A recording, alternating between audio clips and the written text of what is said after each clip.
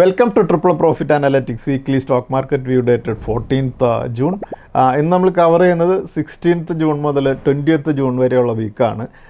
കഴിഞ്ഞ ആഴ്ചയിലും നമ്മൾ ഒരു ജിയോ പൊളിറ്റിക്കൽ ടെൻഷൻ, ഇറാനും ഇസ്രായേലും തമ്മിലുള്ള ആ ഒരു ഇഷ്യൂ കൂടുതൽ വഷളായതുകൊണ്ട് മാർക്കറ്റിന് എസ്പെഷ്യലി ഗ്ലോബൽ മാർക്കറ്റ്സ് എല്ലാം ഇക്വിറ്റി മാർക്കറ്റ്സ് വളരെ നല്ല രീതിയിൽ ഒരു കറക്ഷനുള്ളൊരു മൂഡിലാണ് കഴിഞ്ഞ ആഴ്ചയിൽ നമ്മൾ കണ്ടത്. കഴിഞ്ഞ ആഴ്ചയിലെ കറക്ഷൻ പറയുകയാണെങ്കിൽ 284 പോയിൻറ്റ്സ് മാത്രമാണ് നിഫ്റ്റി കറക്റ്റ് ചെയ്തത്. നമുക്കിപ്പോൾ കാണുന്ന വീക്ക്ലി ചാർട്ടിൽ കാണാൻ സാധിക്കും. നിഫ്റ്റി 284 പോയിൻറ്റ്സ് താഴ്ന്ന് 24,718 ക്ലോസ് ചെയ്തിരിക്കുന്നത് നമുക്ക് കാണാൻ സാധിക്കും. അപ്പോൾ എന്തായാലും ഇപ്പോൾ ഇന്ത്യയും പാകിസ്ഥാനും തമ്മിലുണ്ടായിരുന്ന ഒരു വാർ ലൈക്ക് സിറ്റുവേഷൻ കഴിഞ്ഞ് അതിൻ്റേതായ ടെൻഷനിൽ നിന്നൊക്കെ മാറി വരുമ്പോഴാണ് നമ്മൾ ഇപ്പോൾ വീണ്ടും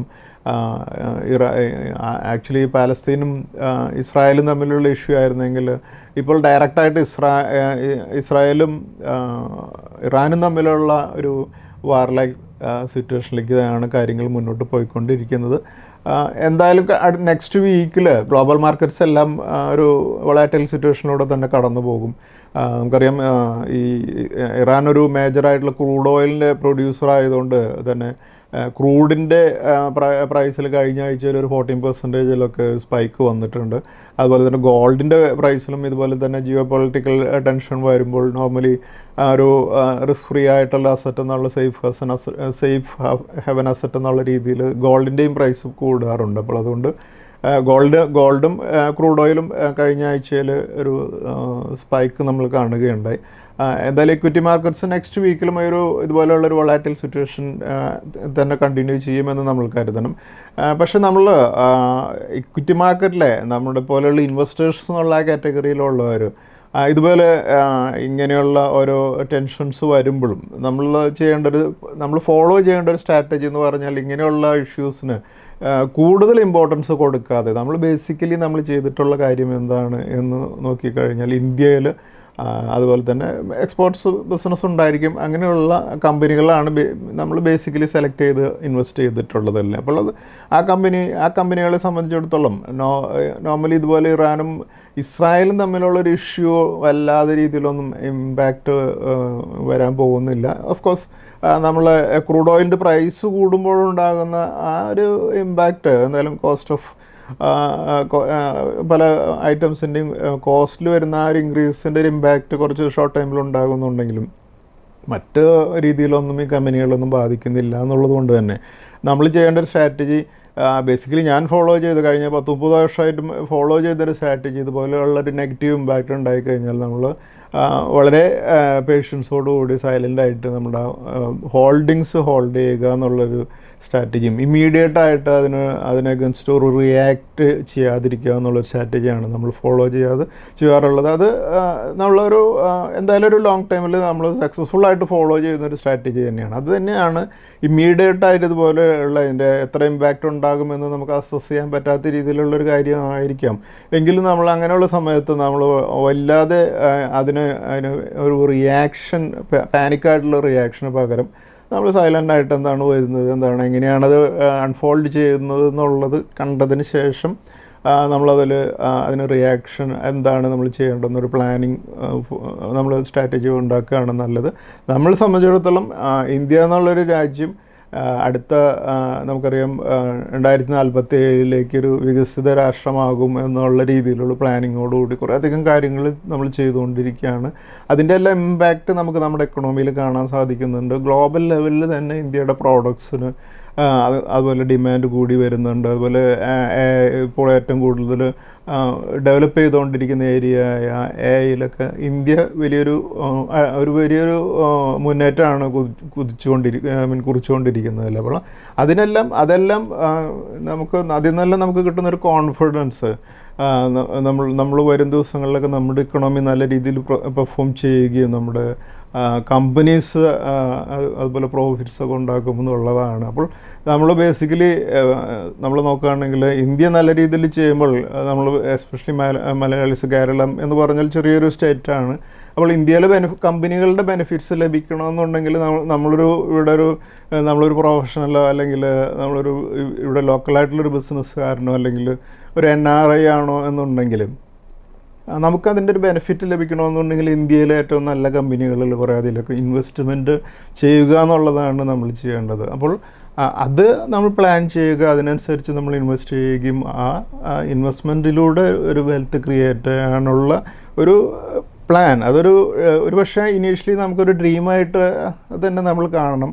ആ ഡ്രീം നമ്മൾ കുറച്ച് വർഷങ്ങൾ കഴിയുമ്പോൾ നമുക്കത് റിയാലിറ്റി ആയിട്ട് വരുന്നത് കാണാൻ സാധിക്കും. അപ്പോൾ ആ ഒരു പ്ലാൻ അതാണ് നമ്മൾ സ്വപ്നം കാണുന്നൊരു കാര്യം അതാണ് എന്നുണ്ടെങ്കിൽ ഇതുപോലെയുള്ള ഇഷ്യൂസ് വളരെ ചെറിയ ഇമ്പാക്റ്റുള്ള കാര്യങ്ങളാണെന്ന് നമുക്ക് പിന്നീട് നോക്കുമ്പോൾ മനസ്സിലാക്കാൻ സാധിക്കും. അത് മുമ്പുണ്ടായിട്ടുള്ള ഇപ്പോൾ ഈവൻ കോവിഡിൻ്റെ ഇഷ്യൂ ആണെങ്കിൽ തന്നെ എടുത്തു നോക്കിയാൽ നമുക്ക് കാണാൻ സാധിക്കും 12,000 ലെവലിലായിരുന്നു നിഫ്റ്റി കോവിഡിൻ്റെ ആ സമയത്ത് ട്രേഡ് ചെയ്യുന്നതെന്നുണ്ടെങ്കിൽ ഇപ്പോൾ 25,000 ലെവലിലേക്ക് വന്നിരിക്കുന്നത് നമുക്ക് കാണാൻ സാധിക്കും. അപ്പോൾ ഓരോ ഇതുപോലെയുള്ള ഇവൻറ്റ്സൊക്കെ ഉണ്ടാകും, നെഗറ്റീവായിട്ടുള്ള ഇവൻറ്റ്സ് ഉണ്ടാകും. അതിനെയും ഓവർകം ചെയ്തുകൊണ്ട് നമ്മുടെ എക്കണോമി മുന്നോട്ട് പോകും.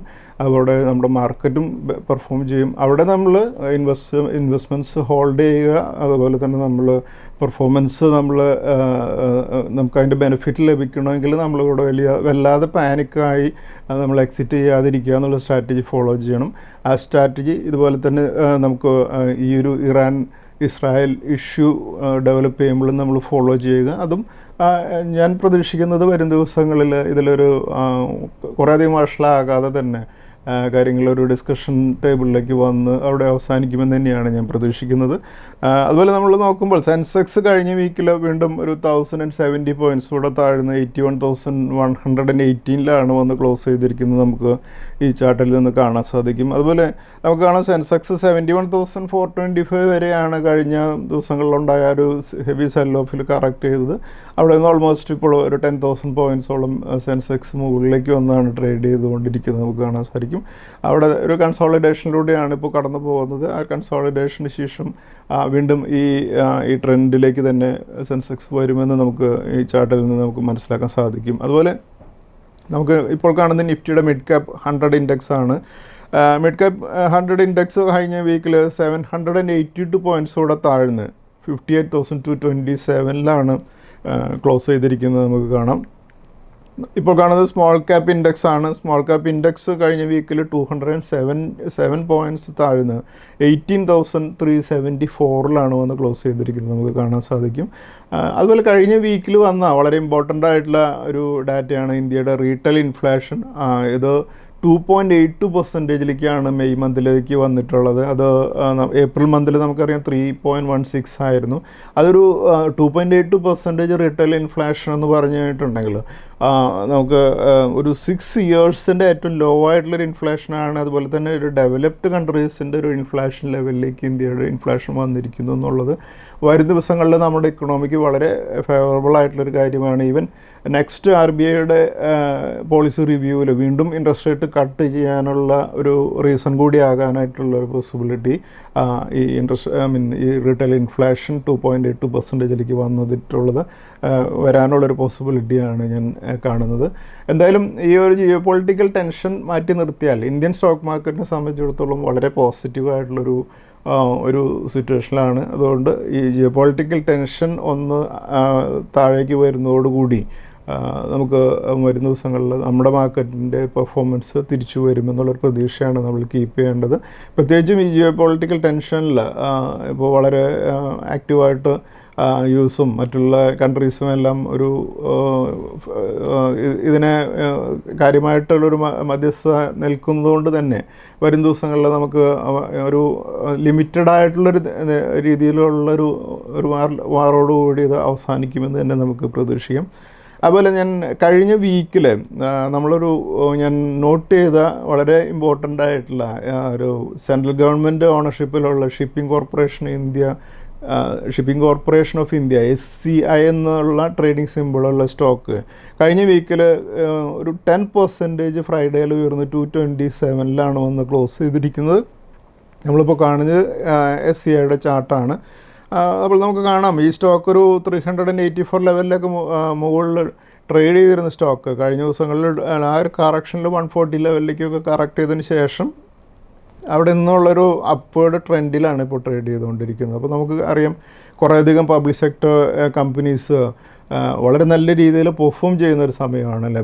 ഇപ്പോഴത്തെ സെൻട്രൽ ഗവൺമെൻറ്റിൻ്റെ കുറേ പോളിസീസും കുറേ നമുക്കറിയാം കുറേ മുമ്പുണ്ടായിരുന്ന അത്രയും ഒരു അത്ര മിസ്മാനേജ്മെൻ്റ് ഒന്നും ഇപ്പോൾ ഈ കമ്പനികളിലില്ല. അതുകൊണ്ട് തന്നെ വളരെ നല്ല രീതിയിൽ പല പബ്ലിക് സെക്ടർ കമ്പനികളും പെർഫോം ചെയ്യുകയും അതെല്ലാം പ്രോഫിറ്റബിലിറ്റിയിലേക്ക് വരികയൊക്കെ ചെയ്യുന്നതുകൊണ്ട് തന്നെ കമ്പനികളുടെ നമുക്ക് ഇൻവെസ്റ്റേഴ്സിനെ സംബന്ധിച്ചിടത്തോളം കുറേയധികം പ്രോഫിറ്റിൽ നേടി നൽകാനായിട്ട് പബ്ലിക് സെക്ടർ കമ്പനീസിന് കഴിഞ്ഞ വർഷങ്ങളിൽ സാധിച്ചിട്ടുണ്ട്. അപ്പോൾ ഷിപ്പിംഗ് കോർപ്പറേഷൻ ഓഫ് ഇന്ത്യ എന്ന് പറഞ്ഞാൽ ഈ കമ്പനി ബേസിക്കലി ഒരു ഗുഡ്സും അതുപോലെ തന്നെ പാസഞ്ചേഴ്സിനെ എല്ലാം കടലിലൂടെ ട്രാൻസ്പോർട്ട് ചെയ്യുന്ന ഒരു കാര്യമാണ് ഈ കമ്പനി ചെയ്യുന്നത്. കമ്പനിക്ക് ഇന്ത്യയിലെ ഏറ്റവും ലാർജസ്റ്റ് ഷിപ്പിംഗ് കമ്പനി കൂടിയാണ് ഷിപ്പിംഗ് കോർപ്പറേഷൻ ഓഫ് ഇന്ത്യ.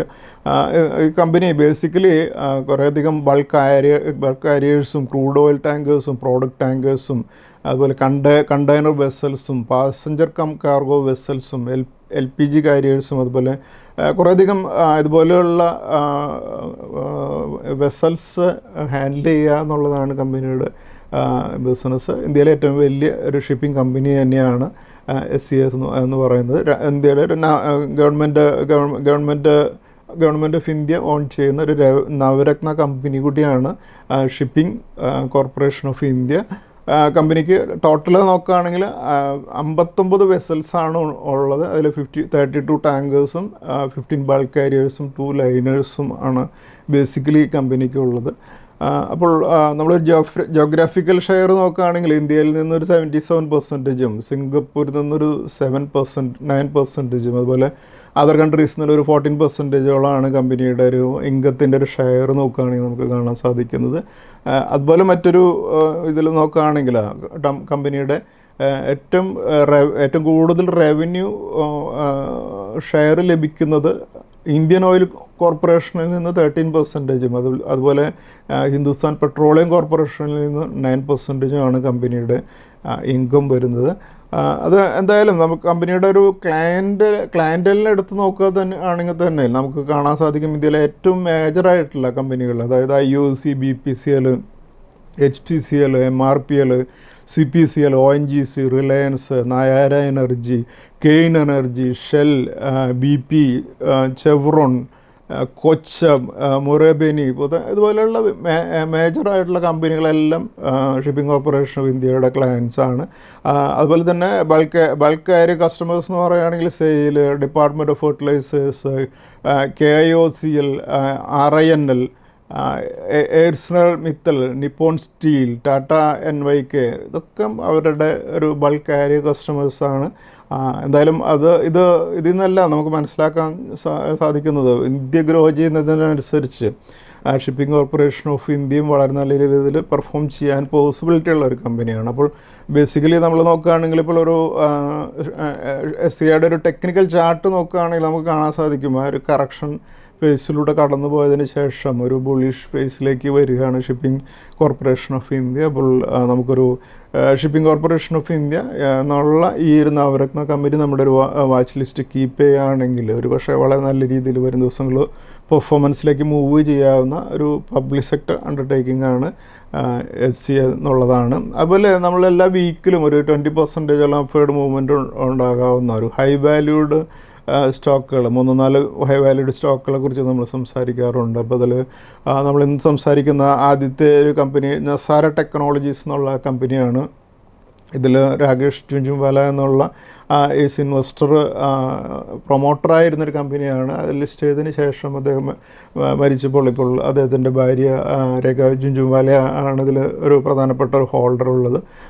അവർ ആ സ്റ്റോക്ക് കഴിഞ്ഞ വീക്കിൽ ഒരു 7%ഓളം ഫ്രൈഡേ മൂവ് ചെയ്ത് 1327 വന്ന് ക്ലോസ് ചെയ്തിരിക്കുന്നത്. എന്തായാലും ഈ സ്റ്റോക്ക് ഒരു അപ്വേർഡ് ട്രെൻഡിൽ തന്നെയാണ് നടക്കുന്നത്. ഇൻ്റർനെറ്റ് ആൻഡ് സോഫ്റ്റ്വെയർ, അതുപോലെ ഈ ഗെയിംസിൻ്റെ സോഫ്റ്റ്വെയർസൊക്കെ പ്രൊഡ്യൂസ് ചെയ്യുന്ന ഒരു കമ്പനി എന്നുള്ള നിലയ്ക്ക് ഒരു ന്യൂജൻ കമ്പനിയാണ് നസാര ടെക്നോളജീസ്. നസാര ടെക്നോളജീസ് വരും ദിവസങ്ങളിൽ നല്ല രീതിയിൽ പെർഫോം ചെയ്യാൻ പോസിബിലിറ്റി ഉള്ളൊരു സ്റ്റോക്കാണ്. ഈ നസാര ടെക്നോളജീസ് ഞാൻ എൻ്റെ പോർട്ട്ഫോളിയോയിലും ഹോൾഡ് ചെയ്യുന്നൊരു സ്റ്റോക്കാണെന്നുള്ളൊരു ഡിസ്ക്ലെയിമർ കൂടെ ഞാനിവിടെ പറയുകയാണ്. അതുപോലെ BML എന്നുള്ള സ്റ്റോക്ക് ആണ് അടുത്തൊരു സ്റ്റോക്ക്. ഇത് കൊമേഴ്സ്യൽ വെഹിക്കിൾസ് എന്നുള്ള ഇൻഡസ്ട്രി എന്നുള്ള സ്റ്റോക്കാണ്. 4302 ഈ സ്റ്റോക്ക് കഴിഞ്ഞ വീക്കിൽ ക്ലോസ് ചെയ്തിരിക്കുന്നത്. ഈ സ്റ്റോക്കും വരും ദിവസങ്ങളിൽ വളരെ നല്ലൊരു അപ് ട്രെൻഡിൽ പോകുന്നതുകൊണ്ട് തന്നെ വരും ദിവസങ്ങളിലും ഇനിയും ഒരു 20% മുകളിലേക്ക് മൂവ് ചെയ്യാവുന്ന ഒരു സ്റ്റോക്കാണ്. അതുപോലെ മറ്റൊരു സ്റ്റോക്കാണ് മാക്രോടെക് ഡെവലപ്പേഴ്സ്, അല്ലെങ്കിൽ ലോധ എന്ന ട്രേഡിംഗ് സിമ്പിളുള്ള സ്റ്റോക്ക്. റിയാലിറ്റി സെഗ്മെൻറ്റിലുള്ള സ്റ്റോക്കും വളരെ നല്ലൊരു പെർഫോമൻസിലാണ് ഇപ്പോൾ മൂവ് ചെയ്യുന്നത്. 1452 ഇപ്പോൾ ട്രേഡ് ചെയ്തിരിക്കുന്നത്.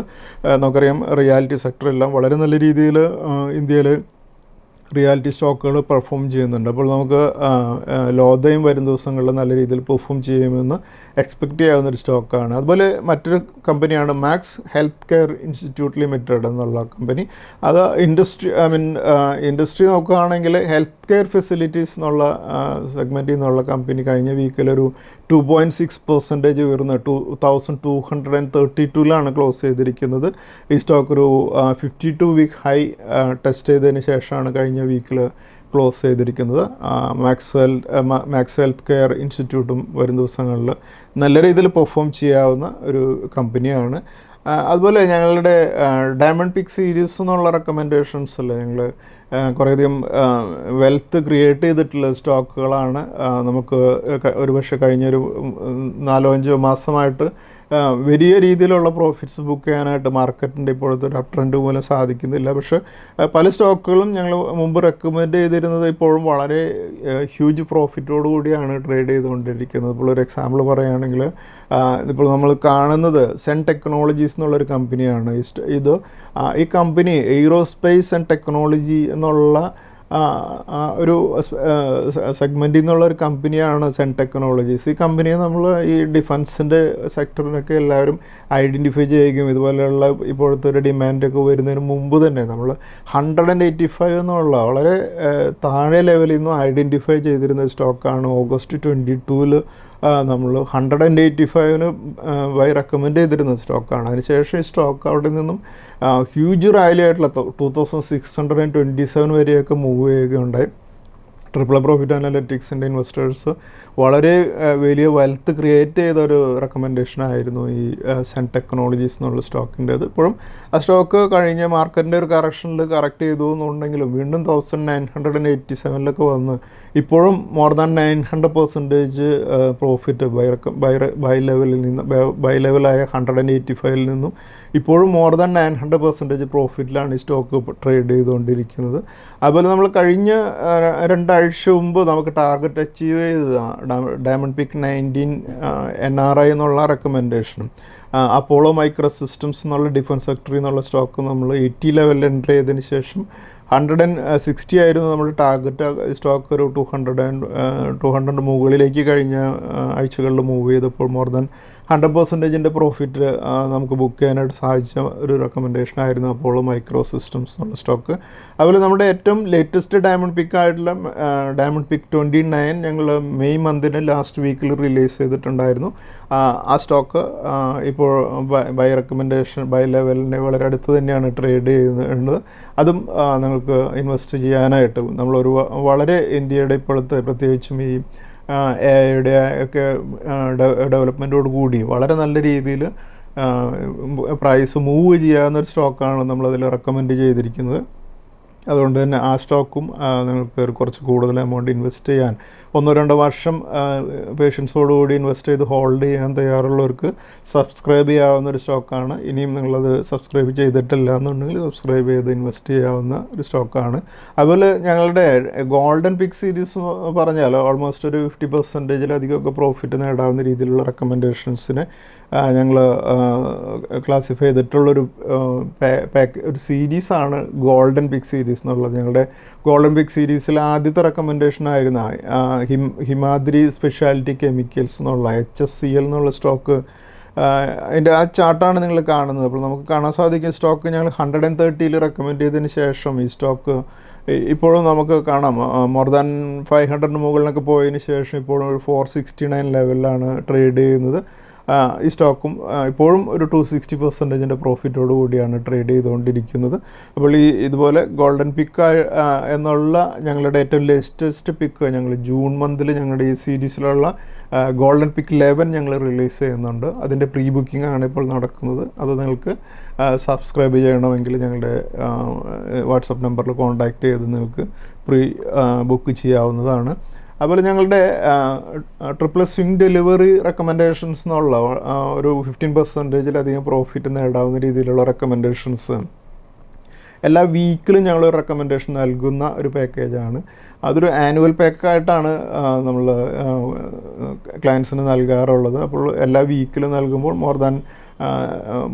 നിയർലി ഒരു 60 റെക്കമെൻഡേഷൻസോളം ഒരു വർഷം ക്ലയൻസിന് ലഭിക്കുന്ന ഒരു പാക്കേജാണ്. അപ്പോൾ സ്വിംഗ് ഡെലിവറി റെക്കമെൻഡേഷൻസിൽ ഞങ്ങൾ കഴിഞ്ഞ ദിവസങ്ങളിലൊക്കെ ടാർഗറ്റ് അച്ചീവ് ചെയ്ത സ്റ്റോക്കുകളുടെ ചാർട്ടുകളൊന്നും നോക്കിയാൽ നിങ്ങൾക്ക് അതിൻ്റെ ആ മെത്തേഡ് മനസ്സിലാക്കാൻ സാധിക്കും. അപ്പോൾ എസ്പെഷ്യലി ബിഗിനേഴ്സിന് സ്റ്റോക്ക് മാർക്കറ്റിൽ എൻട്രി ചെയ്യുന്നവരെ സംബന്ധിച്ചിടത്തോളം ഇത് സ്വിംഗ് ഡെലിവറി റെക്കമെൻഡേഷനിലൂടെ എങ്ങനെയാണ് പ്രോഫിറ്റ് ബുക്ക് ചെയ്യാൻ സാധിക്കുക എന്നുള്ളത്, ഈ ട്രേഡിംഗ് അല്ലെങ്കിൽ സ്പെക്കുലേഷനിൽ നിന്നും മാറി ഇൻവെസ്റ്റ്മെൻറ്റിൻ്റെ ഷോർട്ട് ടൈം ഒരു സ്റ്റോക്ക് ഇൻവെസ്റ്റ് ചെയ്തൊരു 15%